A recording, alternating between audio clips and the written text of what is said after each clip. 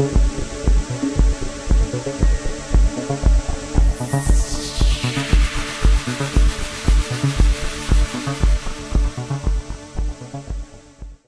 वालेकुम दोस्तों, plan B की जासूस सीरीज़ में खुश आमदीद। मुअज़्ज़िज़ सामीन हज़रात, आइए सुनते हैं अनायतुल्लाह की जंगी सरगुज़श्त मंजिल और मुसाफिर किस्त नंबर 65।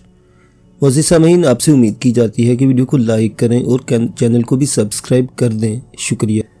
वो छावनी नहीं थी, न बारके थी, वो जंग का महाज था। मोर्चों को वसी इलाका था जहाँ खैमा कोई भी नज़र नहीं आता था। वहाँ पूरी बटालियन मोर्चों में थी और दूर दूर तक बिखरी हुई थी। ये बड़ा ही गर्म महाज था और यहाँ खूरेज लड़ाइयाँ लड़ी गई थीं। गुज़श्ता रात इस बटालियन पर कमांडो अटैक हुआ था, जिसे शबखून कह लें। हवालदार अमीर खान मुझे सूबेदार अशरफ के पास ले जा रहा था। ये तो मालूम नहीं था कि सूबेदार अशरफ कहाँ है। वहाँ तो खलबली मची हुई थी और हर कोई भाग दौड़ कर रहा था। हमारी कमांडो पार्टी का ये शबखून कामयाब रहा था। हवालदार अमीर खान मुझे साथ लिए जा रहा था और ये भी बता रहा था कि रात को बटालियन को कितना नुकसान हुआ। एक तो इस बटालियन का, जो दरअसल मेरी बटालियन थी, पूरे का पूरा एमुनेशन डंप उड़ गया था। इसमें ग्रेनेडों के बॉक्स भी थे और मार्टर गनों के गोले भी थे। छोटे एमुनेशन का कोई हिसाब किताब नहीं था। इसके अलावा हमारी पार्टी ने, जिसका इंचार्ज एक जापानी अफसर था, इस बटालियन को जानी नुकसान बहुत पहुंचाया था। एमुनेशन के धमाके के साथ ही बटालियन जब मोर्चों से निकली तो मेरी पार्टी ने स्टेन गनों और सब मशीन गनों से ऐसा जालिमाना फायर किया था कि बहुत से जवान मारे गए और जख्मी भी बहुत हुए थे। हवालदार अमीर खान ने मुझे बताया कि इन्हें रात को ही पता चल गया था कि ये किसी जापानी बटालियन या ब्रिगेड का हमला नहीं, बल्कि ये उन कमांडो ऑपरेशन है। इसलिए बटालियन के मोर्चों से बेतरा रोशन राउंड फायर होने लगे थे। बटालियन ने हमारी कमांडो पार्टी को घेरे में लेने की बहुत कोशिश की थी, लेकिन किसी को जिंदा न पकड़ सके। बटालियन की तरफ से भी गोलियों का जो छिड़काव हुआ था, इससे मेरी पार्टी के कई जवान मारे गए थे। अब बटालियन तमाम नफरी सारे इलाके की तलाशी ले रही थी कि कमांडो पार्टी का कोई जख्मी मिल जाए। इन्हें अभी तक कोई जख्मी जिंदा नहीं मिला था। जो कमांडो भी मिला वो मरा हुआ था। तलाश अभी तक जारी थी। तकरीबन सारी बटालियन इस तलाशी में सारे इलाके में बिखर गई थी। मेरी तरफ कोई देख भी नहीं रहा था। हर कोई भाग दौड़ कर रहा था। ये तो किसी को तवक्को ही नहीं थी कि मैं 2 साल लंबी गैर हाजिरी के बाद वापस आ जाऊंगा। हवालदार अमीर खान मुझे जानता था कि सरकारी तौर पर मुझे लापता करार दिया गया था, लेकिन सब कहते थे कि मैं मारा जा चुका हूँ। इस इलाके को मैं पहले बयान कर चुका हूँ। घने जंगल का इलाका था जिसमें टेकरियाँ भी थी और ज़रा हटकर पहाड़ियाँ भी थीं, और ये टेकरियाँ भी और पहाड़ियाँ भी दरख्तों से, झाड़ियों और ऊंची घास से लदी हुई थी। वहाँ से किसी आदमी को तलाश करना आसान नहीं था। हवालदार अमीर खान मुझे साथ लेकर बड़ा ही तेज़ तेज़ इधर उधर घूम फिर रहा था। सूबेदार अशरफ कंपनी सूबेदार था, इसलिए मैं समझता था कि इस कमांडो शबखून के बाद वो कितना मसरूफ़ और कितना फिक्रमंद होगा। आखिर सूबेदार अशरफ एक नशे में उतरता नजर आ गया। यहाँ मैं ये भी बता दूं कि मुझे सूबेदार अशरफ के पास ले जाना फौजी कायदे कानून के मुताबिक नहीं था। मुझे सबसे पहले सूबेदार मेजर के पास ले जाना चाहिए था, और सूबेदार मेजर ने मुझे कमांडिंग ऑफिसर के पास लेकर जाना था। उस वक्त मेरी हैसियत एक भगोड़े की थी और इसके साथ ही मैं अंग्रेज़ों के साथ मिल जाने का और शबखून मारने का मुजरिम भी था। लेकिन हवालदार अमीर खान मुझे सूबेदार अशरफ के पास इसलिए जा रहा था कि मेरी बात सुनकर मुझे बचाने का कोई तरीका या ज़रिया सोच ले। अगर मेरी दाढ़ी इस तरह लंबी होती जिस तरह बर्मा के जंगलों में थी तो मुझे अपनी पलटन का कोई भी फ़र्क पहचान न सकता। लेकिन जापानियों के पास आकर मैंने दाढ़ी बहुत छोटी करवा ली थी, जिससे मेरा चेहरा काबिल शनाख्त हो गया था। हवालदार अमीर खान ने मुझे सूबेदार अशरफ के सामने जा खड़ा किया तो सूबेदार अशरफ ने मुझे सर से पाँव तक देखा। मैं उस वक्त जापानी फ़ौज की वर्दी पहने हुए था। गुस्से से सूबेदार अशरफ का चेहरा सुर्ख हो गया और मुझे आईएनए का कोई हिंदुस्तानी फ़ौजी समझा। और ये तो इसे समझने में ज़रा भी देर न लगी कि गुज़श्ता रात की कमांडो पार्टी में एक जवान मैं भी था। लेकिन हवालदार अमीर खान हंस पड़ा। हंसते क्यों हो? सूबेदार अशरफ ने अमीर खान से कहा और मुझे गाली देकर बोला, मारी गोलो इसे और इसको यहीं ख़त्म कर दो। देखिए उन्होंने कितना नुकसान किया है। हिंदुस्तानी होकर हिंदुस्तानियों को नुकसान किया है। सूबेदार अशरफ बोलते बोलते चुप होकर इसकी नज़रें मेरे चेहरे पर जम गई। मेरे होंठों पर शायद मुस्कुराहट आ गई थी। सूबेदार अशरफ ने आगे होकर मुझे अपने गौर से देखा। अपना गराई है सूबेदार साहिब, हवालदार अमीर खान ने कहा और मेरा नाम लिया। फिर बोला, ये रात दुश्मन की पार्टी के साथ हाथ हो गया था, लेकिन एक जगह छुप गया था। इसने भागने की कोशिश नहीं की और सुबह इसने खुद मुझे आवाज़ देकर बुलाया, कहा कि वो अपनी बटालियन में वापस आना चाहता है। ये तो हो नहीं सकता कि सूबेदार अशरफ मेरे साथ फ़ौरन बगलगीर हो जाता और प्यारो मोहब्बत की बातें शुरू कर देता। वो इंडियन आर्मी का सूबेदार तो अपनी जिम्मेदारी से अच्छी तरह आगाह था। उसकी कंपनी का बाकी बटालियन की निस्बत ज़्यादा नुकसान हुआ था, क्योंकि जिस तरह मेरी पार्टी ने शबखून मारा था, इस तरफ इसी कंपनी के मोर्चे थे। अब तो उसने यही बयान देना है, सूबेदार अशरफ ने कहा। पकड़ा जो गया है, नेशनल आर्मी में तुम्हें क्या मिलता जो अपनी आर्मी में नहीं मिलता था? उसने हवालदार अमीर खान ने पूछा। इसे मेरे पास क्यों ले आए हो? ले जाओ इसे सूबेदार मेजर के पास। मैं ये बता देता हूँ कि इसे किसी जंगी कैदी नहीं बनाया। सीओ साहिब कहेंगे कि इसे गोली मार दो। पहले तो आप इसकी बात सुन लें सूबेदार साहिब, हवालदार अमीर खान ने कहा। अपना गराई है, उस पर जापानियों ने पहले बहुत जुल्म किया है। ये तो जंगी कैदी था, लेकिन उन्हें इतना मारा पीटा कि मजबूरन आईएनए में शामिल हो गया था। मैंने जो झूठ बोला था वो बोला। मैंने झूठ जोड़ जोड़ कर जरा लंबा बयान दिया, जिसका मतलब यह था कि मुझे जापानियों के एक पेट्रोल पार्टी ने पकड़ लिया और यहाँ ले आए थे। फिर मैंने कहा कि कैदी कैंप में हमसे इतनी मुशक्कत कराई जाती थी कि जो गद्दा भी मुश्किल से कर सके, लेकिन खाने को बहुत ही थोड़ा दिया जाता था, जिससे आप ये समझ लें कि फाके करने पड़ते थे। मैं तो हड्डियों का ढांचा बन गया था और मैंने 3-4 दिनों बाद मर जाना था। मेरे दूसरे साथियों को भी यही हाल कर दिया गया था। मैंने झूठ पर झूठ बोलते हुए कहा कि हम जब पाँव पर खड़े होने के काबिल न रहे और मौत साफ नजर आने लगी तो जापानियों ने कहा कि नेशनल आर्मी में शामिल हो जाओ, वरना आज से तुम्हारा पानी भी बंद कर दिया जाएगा। आप ये समझ लें कि हम नीम गशी की हालत में नेशनल आर्मी में शामिल हुए थे। सूबेदार अशरफ ने मुझसे पूछा कि मुझे जापानियों ने किस मुकाम से पकड़ा था, तो मैंने एक और झूठ बोलो से एक जगह बता दी। किसके साथ बात कर रहे हो? सूबेदार अशरफ ने कहा। मैं सूबेदार हूँ, कंपनी का लांगरी नहीं हूँ। वहाँ तक जापानियों की हवा भी नहीं पहुँच सकती। मैं भी उसी पोजीशन में था। देख भाई मियाँ, सच्ची बात बता दो, इसमें पर्दा डालने की पूरी कोशिश करूँगा। इसीलिए तो इसे आपके पास लाया हूँ सूबेदार साहिब, हवालदार अमीर खान ने कहा। इसकी बात पर मैंने भी यकीन नहीं किया था। आखिर अपना गराई है, अगर हमने इसे आगे कर दिया तो इसका कोर्ट मार्शल हो जाएगा और इसको सजाए मौत मिलेगी। इसके माँ बाप पर रहम करे सूबेदार साहिब, और इसे बचाने का कोई जरिया सोचें। सूबेदार अशरफ ने मेरे हाथ से स्टेन गन छीन ली और उसकी नाली देखी। देखो इसकी गन, इसने हवालदार अमीर खान से कहा। मालूम नहीं इसने स्टेन गन से कितने मैगजीन खाली कर दी होगी। उससे कसम ले ले सूबेदार साहिब, मैंने कहा। मैंने थोड़े से राउंड हवाई फायर किए थे कि मेरी पार्टी कमांडर ये ना कहे कि मैंने एक भी गोली फायर नहीं की। ये तो मुझे पता ही नहीं था कि मैं जिस पलटन पर रेड करने आया हूँ ये मेरी ही पलटन है। मैंने सोचा था कि मेरे हाथों अगर कोई हिंदुस्तानी भाई ना मरे, मैंने इरादा कर लिया था कि यहीं छुपा रहूँगा और सुबह अपना ही हथियार पलटन के हवाले कर दूंगा। फिर मेरे साथ जो भी सलूक करे करते रहें।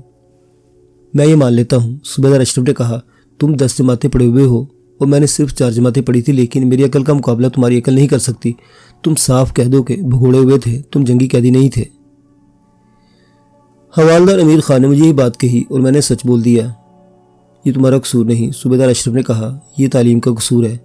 अगर तुम मुझसे किसी अनपढ़ आदमी से मशवरा ले लेते तो तुम्हें यही मशवरा देता कि अंग्रेज़ों के पास बहुत बड़ी ताकत है और तुम इनसे आज़ाद नहीं हो सकते। हवालदार अमीर खान ने और मैंने मिलकर इसकी बिना समाजत की। उसने कहा कि चूँकि तुमने अब सच बोल दिया और मैं अपना ये वादा पूरा करूंगा कि तुम्हें बचा लूँगा, लेकिन तुम वही झूठ बोलना जो मेरे आगे बोला था। इसने मुझे एक बयान ज़ुबानी याद करा दिया और मुझे साथ लेकर एक और तरफ चला। मुझे सूबेदार मेजर के पास ले जा रहा था। पहला सूबेदार मेजर मुसलमान था, पता चला कि वो बर्मा में मारा गया है। अब एक सिख सूबेदार मेजर था। सूबेदार अशरफ और हवालदार अमीर खान ने इस सिख सूबेदार से मेजर से कहा कि मैं रात को खुद ही पहुंच गया था और मैंने अपनी स्टेन गन से एक राउंड भी फायर नहीं किया था। उन्होंने ही मेरी जगह बयान दिया कि मैं जंगी कैदी था और भूखा प्यासा रखकर ज़बरदस्ती आईएनए में शामिल किया गया था और अब मुझे मौका मिला और मैं वापस आ गया हूँ। सूबेदार मेजर ने मुझे एडजुटेंट के पास पेश किया और वहाँ से मैंने वही बयान दिया जो सूबेदार अशरफ ने बताया था। फिर मुझे कमांडिंग ऑफिसर के पास पेश किया गया। इसने भी आगे मैंने यही बयान दिया। सूबेदार अशरफ ने और सूबेदार मेजर ने भी मेरी सिफारिश की और मुझे बेगुनाह समझकर बरी कर दिया गया। अगर ये कोई छौनी होती और जंग न होती तो और मैं इस तरह भगोड़ा होकर वापस आता तो किसी ने मेरे झूठ पर एतबार नहीं करना था। मेरा कोर्ट मार्शल होना था और इसकी मुझे इंतहाई सज़ा मिलती। लेकिन वो मैदान जंग था और वो गर्म मैदान जंग था जहाँ एक एक आदमी की ज़रूरत थी और हालात बिल्कुल ही नॉर्मल नहीं थे। इसे मुझे छोड़ दिया गया और कमांडिंग ऑफिसर ने फैसला दिया कि मैं अपनी कंपनी में चला जाऊँ। ये मेरी खुशकिस्मती थी कि इस सिरोज़ बटालियन बहुत मसरूफ़ थी, इसलिए अंग्रेज़ अफसरों ने मेरे झूठे बयान पर एतबार कर लिया और मुझ पर कोई जरा न की। 2 रोज़ बाद मुझे कमांडिंग ऑफिसर ने बुलाया। इसके पास एक अंग्रेज़ मेजर बैठा हुआ था। मुझे उन्होंने अपने पास बिठाया। मालूम हुआ कि मेजर इंटेलिजेंस ऑफिसर है और मुझसे आईएनए के मुतल्लिक मालूमात लेने आया है। इस मेजर का ताल्लुक डिवीजन या ब्रिगेड से ही हो सकता था। मैंने इसे आईएनए के मुतल्लिक तमाम बातें बताई और इन दोनों अंग्रेज़ अफसरों को खुश करने के लिए कुछ ऐसे झूठ बोले जो आईएनए के खिलाफ जाते थे। उन्हें मुझसे पूछा कि आईएनए की तंजीम, डिसिप्लिन और मोरल कैसा है। मैंने इन्हें बताया कि आईएनए में ज़्यादातर जवान वो है जो जंगी कैदी हो गए थे और इनमें लड़ने का मोरल खासा कमज़ोर है। मैंने ये भी बता दिया कि आईएनए के हिंदुओं ने अपने आप को हिंदुस्तान का बादशाह कहना शुरू कर दिया है। इस तरह वो जो कुछ पूछते रहे मैं बताता रहा और ये भी बता दिया कि हमें कुआलालंपुर में कमांडो ट्रेनिंग दी गई थी और इनका जापानियों का हेडक्वार्टर है। अच्छी तरह सोच समझ कर जवाब दो। मेरे कमांडिंग ऑफिसर ने पूछा, अगर हम कुआलालंपुर पर रेड करने के लिए कमांडो पार्टी भेजे तो क्या इस पार्टी को ठीक तरह गाइड कर सकोगे? हाँ साहिब, मैंने जवाब दिया। सिर्फ गाइड ही नहीं कर सकूँगा बल्कि इस जगह खुद रेड करूँगा जहाँ भरपूर वार करने से जापानियों की कमर टूट जाएगी। कुछ और बातें पूछकर मुझे फारिग कर दिया गया और ये भी कहा कि तैयार रहना। मेरी कमांडो पार्टी की 13 लाशें मिली थीं जो एक जगह इकट्ठी की गई थीं। मैंने ये लाशें ख़ास तौर पर जाकर देखी थी। मैं दरअसल ये देख रहा था कि CMS जिंदा निकल गया था या मारा गया था। वो जिंदा निकल गया होगा, उसकी लाश लाशों में नहीं थी। पार्टी कमांडर जो जापानी था वो भी मारा गया था। बर्मा फ्रंट से लेकर मलाया के इन मोर्चों में पहुंचने तक मेरी बटालियन की आधी नफरी मारी जा चुकी थी। इस नफरी में 3 अंग्रेज़ अफसर भी थे जिन्हें मैं जानता था और जिनके साथ मेरी सलाम दुआ थी, वो मारे गए थे। पुराने लोग मौजूद थे जिन्होंने मुझे देखा तो बहुत हैरान हुए। मुझे एक कंपनी में शामिल कर लिया गया। सूबेदार अशरफ इसी कंपनी का सूबेदार था और हवालदार अमीर खान भी इसी कंपनी की एक प्लाटून में था। 2 रोज़ बाद ब्रिगेडियर ने कुआलालंपुर की तरफ एडवांस किया। अब मैं अगर ये सुनाना शुरू कर दूं कि हमने एडवांस किया तो रास्ते में जापानियों ने मुज़ाहमत की या ना की, हम कहाँ जा पहुँचे और वहाँ जो लड़ाई वो किस तरह हुई, तो फिर वहाँ से हम किधर गए, ये तो बात बड़ी लंबी हो जाएगी। ये जंग की तफसीलात होंगी जिनके साथ आपको इतनी दिलचस्पी नहीं होगी, होनी भी नहीं चाहिए। मैं इतना ही बताना काफ़ी समझता हूँ कि जापानियों के कदम उखड़ चुके थे और अब ये कदम जम नहीं रहे थे। ये मैं पहले तफसील से सुना चुका हूँ कि जापानियों की सप्लाई लाइन और कुमक कट चुकी थी। अंग्रेज़ों का और अमरीकियों का हमला बड़ा ही ज़ोरदार और ज़बरदस्त ताकत वाला था। अब जापानी कहीं घात लगाकर अंग्रेज़ों की बढ़ती हुई फौज पर फायरिंग कर सकते थे, लेकिन कहीं जमकर लड़ने के काबिल नहीं रहे थे। मैं उस जंग की बात करूंगा जो मेरे अंदर शुरू हो गई थी। मैं तो अंग्रेज़ों से आज़ाद होने चला था, लेकिन अल्लाह ने मुझे ऐसे जंगलों में फेंक दिया था जो कभी ख्वाब में भी नहीं देखे थे। यूँ महसूस होने लगा था जैसे मैंने बड़ा ही डरावना ख्वाब देखा हो। वो जंगल और वहाँ की ज़िंदगी ख्वाब की तरह नजर आने लगी, लेकिन सोचते सोचते कि वो ज़िंदगी बड़ी डरावनी थी, ये ख्याल भी आ जाता कि वो तो बड़ी प्यारी और बेफिक्री की ज़िंदगी थी। अगर मैं जंग ख़त्म होने तक वहीं रहता या वहीं का होकर रह जाता तो कितना अच्छा होता। दरअसल मेरे अंदर एक इनकलाब आ गया था। मैं इसी बटालियन से भागा था और कई बार ख्याल आया था कि पकड़ा गया तो मेरा मुस्तकबिल तारीख हो जाएगा और हो सकता है सजाए मौत ही मिल जाए, लेकिन मैं वापस बटालियन में आ गया और खैरियत गुजरी। मुझे मुतमिन होना चाहिए था, लेकिन मेरे अंदर इतनी तलखियाँ पैदा होने लगी। बार बार ये ख्याल आता कि ऐसा हुआ क्यों? क्या अल्लाह ताला ने मुझे किसी गुनाह की सज़ा दी थी? क्या अल्लाह ताला ने मुझे जिस्मानी और रूहानी तौर पर पुख्ता करने का ये सबब बनाया था कि मुझे जंगलों में फेंक दिया? अगर ऐसा ही था तो फिर मैंने अल्लाह के हुजूर सुरखरू था। मैंने कोई गुनाह नहीं किया था। खूबसूरत और नौजवान लड़कियों ने मुझे अपने जिस्म पेश किए थे जो मैंने कबूल न किए, बल्कि इनकी इज़्ज़तें बचाईं। मुझे इस इनकलाब से फ़ायदा हुआ कि मैं हिंदुओं को समझ गया कि ये लोग किस ज़हनियत के लोग हैं। ये हिंदू अंग्रेज़ों के बाद हम मुसलमानों को अपना ग़ुलाम बनाना चाहते थे। आईएनए में जो हिंदू थे उन्होंने तो हमें अपना ग़ुलाम समझना शुरू कर दिया था, ये मैं पहले बता चुका हूँ। ऐसा ख्याल फ़ौज में भर्ती होने तक मुझे कभी नहीं आया था कि मुसलमान हमेशा ग़ुलाम रहेंगे।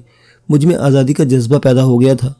पहले तो मैं कहा करता था कि अंग्रेज़ों से आज़ाद होना है, लेकिन हिंदुओं ने मेरे इस जज्बे को और मजबूत कर दिया कि हिंदुस्तान के मुसलमानों को हिंदुओं के साथ मिलकर आज़ाद नहीं होना चाहिए, वरना ये बहुत बड़ा धोखा होगा। मैं इन चंद एक सीधे साधे बल्कि कमअक्ल मुसलमानों में से था जो हिंदू मुस्लिम भाई भाई में यकीन रखते थे। मैं हिंदू मुस्लिम इत्तेहाद का कायल था और यही सोचकर मैं आईएनए में शामिल हुआ था। मैं इस खुशफहमी में मुब्तला हो गया था कि हिंदुस्तान की आज़ादी के मामले में हिंदू मुसलमानों के साथ हैं, लेकिन आईएनए में जाकर हिंदुओं ने मेरी आंखें खोल दी और इसके बाद कुछ और वाक़यात भी हुए जिनमें हिंदुओं ने अपना आप और ज़्यादा वाज़े करके दिखाया। मसलन इंडोनेशिया की जंग आज़ादी। आगे चलकर मैं इंडोनेशिया की जंग आज़ादी की तफसीलात सुनाऊंगा। ब्रिगेड जब एडवांस कर रहा था तो मैं इन ख्यालों में खोया हुआ था। मुझे ये ख्याल भी आया कि इंटेलिजेंस के अंग्रेज़ मेजर ने मुझसे पूछा था कि कुआलालंपुर पर यानी जापानी और आईएनए के हेडक्वार्टर पर कमांडो रेड किया जाए तो क्या मैं गाइड करूंगा? मैंने कहा था कि ज़रूर गाइड करूंगा। अब मुझे ख्याल आने लगा कि अल्लाह करे इन अंग्रेज़ों को ये ज़रूरत महसूस हो कि कुआलालंपुर पर शबखुर मारा जाए, उन्हें अपने साथ ले जाए, फिर मैं आईएनए के किसी भी हिंदू को जिंदा नहीं छोड़ूंगा। मेरे अंदर एक कश्मकश शुरू हो गई थी और ये भी महसूस कर रहा था कि मेरे ख्यालों और मेरी सोचों में कोई और ही रंग पैदा हो रहा है और मेरा दिमाग कुछ पुख्ता होना शुरू हो गया है। फ़ौज से भगोड़ा होकर बर्मा के जंगलों में जाने तक मैं अच्छे किरदार का आदमी नहीं था। अगर आपको याद है तो मैंने अपने इस दास्तान के आगाज़ में बताया है कि मैं फ़ौज में क्यों भर्ती हुआ था। मैं ज़रिए माश के ख्याल से फ़ौज में नहीं आया था, वो कुछ और ही मजबूरी थी। आपको ये भी याद होगा कि मैंने अपने दोस्त हमीद के साथ मिलकर एक पीर को किस तरह फेंटी लगाई थी। ये शरीफ लोगों का काम नहीं था जो मैंने हमीद के साथ मिलकर किया था।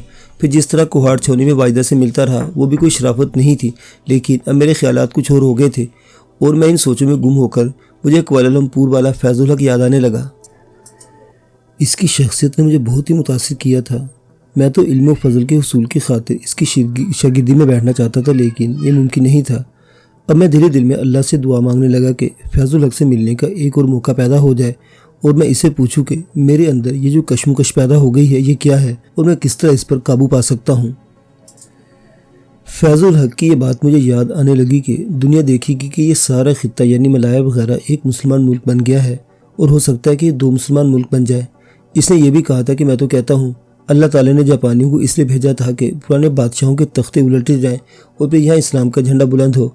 मैंने ये भी कहा था कि हिंदुस्तान में भी अंग्रेज़ों का तख्ता उलट जाएगा और 1 या 2 मुसलमान मुल्क वजूद में आ जाएंगे।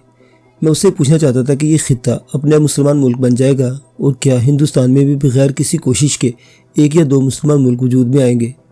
कोशिश के बगैर कुछ हासिल नहीं हुआ करता, इसके लिए खुसूसन आज़ादी हासिल करने के लिए जान के नजराने देने पड़ते हैं। मैं फैज़ुल हक से पूछना चाहता था कि मैं कम अकल हूँ और आप दानिशमंद हैं, मुझे बताएं कि मुल्क किस तरह वजूद में आएंगे और अगर इन्हें वजूद में लाना है तो मेरा फ़र्ज़ क्या होगा। आपने महसूस किया होगा कि मैं उस वक्त के जिन ख्यालात का इजहार कर रहा हूँ वो अधूरे अधूरे और कच्चे कच्चे से थे। हो सकता है कि आप कहें कि इनका कोई सर पैर नहीं। यही तो मैं आपको बता रहा हूँ कि उस वक्त मेरी अक्लें खाम थी, लेकिन मेरे अंदर एक रोशनी जल उठी थी जो मुझे एक और रास्ता दिखा रही थी और मैं अभी इस रास्ते को समझने के काबिल नहीं हुआ था। अचानक मुझे ख्याल है कि मैंने अपनी बटालियन में वापस आकर गलती की है। मुझे वो कबायली पठान याद आ गए जिनका मैं कैदी हो गया था। मेरी नज़रों के सामने वो बूढ़ा पठान आ गया जिसने मुझसे कुछ समझाने की कोशिश की थी और मैं समझ गया था। मेरे अंदर आज़ादी की तड़प इसी बूढ़े पठान ने और उसकी घर की औरतों ने पैदा की थी। मैं फिर अंग्रेज़ों की आर्मी में आ गया तो मैं यूँ महसूस होने लगा जैसे मैंने उस हुर्रियत पसंद कबायली पठान के साथ वादा खिलाफ़ी ही नहीं गद्दारी की है। कबायली पठान याद आए तो मैं इनकी जंग आज़ादी भी याद आ गई। मैं अपने आप को मैं ऐसी शर्मसारी महसूस करने लगा जैसे अपने आप से नफरत सी हो गई हो। ख्याल आया कि मैं इन्हीं के पास रह जाता तो ज़्यादा अच्छा था। अब मैं इन तक नहीं पहुंच सकता था। सोचते सोचते दिमाग में ये आई कि एक बार फिर कुआलालंपुर जाने का इत्तेफाक हुआ तो मैं फैज़ुल हक के पास पहुंच जाऊंगा और इससे कहूंगा कि बाकी उम्र इसके साथ गुजारूंगा और फ़ौज में वापस नहीं जाऊंगा। मुझे ये महसूस होने लगा था जैसे मुझे रूहानी इत्मीनान फैज़ुल हक के यहाँ ही मिलेगा। मुअज़्ज़िज़ सामीन हज़रात, अनायतुल्लाह की जंगी सरगुज़श्त अभी जारी है। बकिया वाक़यात अगली किस्त में। देखते रहिए प्लान बी की जासूस सीरीज़। अल्लाह हाफिज़।